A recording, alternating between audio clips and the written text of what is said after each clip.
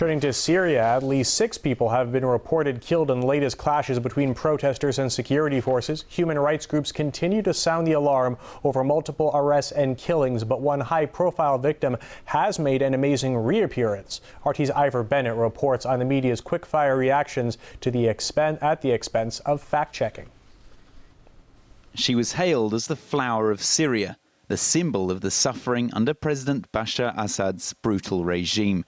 At least that's what much of the Western media said after the apparent butchering of Zainab al-Hosni. We have viewed pictures of what was done to Zainab's corpse, and they are simply too gruesome to air.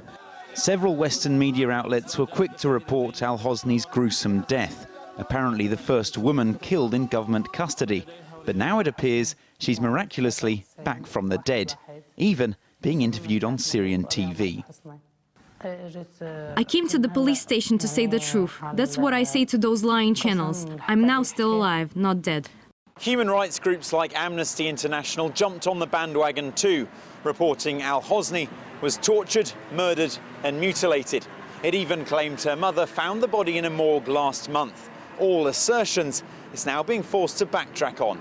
We will endeavour to be, more cautious and phrase things a little bit more nuanced. The state broadcaster says the interviews to dispel what it labels fabrications by foreign media to serve Western interests.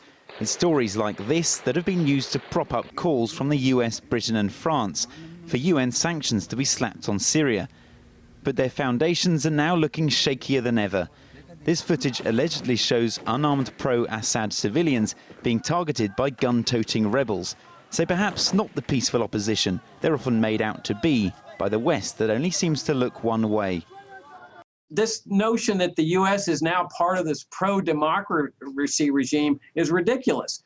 They're jumping on that bandwagon as an opportunity to get out in front of it and create this deceptive appearance, while at the same time they're supporting the dictatorships that are aligned with them in the United Nations and as part of their empire.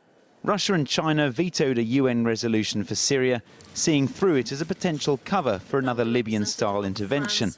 There may not be any oil this time, but there's always an ulterior motive. Its importance is as a geopolitical factor right next to Israel, a country which obviously America and Britain and the other Western powers strongly support. So that would be the ulterior geopolitical motive. The vetoes were followed by a Security Council walkout from America over remarks during the Syrian envoy's speech. But the US promised to be back with another resolution and undoubtedly more dramatic evidence to drive the point home. Ivor Bennett, RT, London. Syria's presidential advisor has been speaking with RT and says the Syrians want talks and not Western interference. Decisions taken by the Western countries are based not on real events in Syria, but rather on the task of suppressing Syria as an Arabic state. The problem is that some states fund and arm terrorist groups operating in our towns and villages. This makes ordinary people's lives very difficult and puts them in real danger. It's up to the Syrian opposition to protest against foreign interference.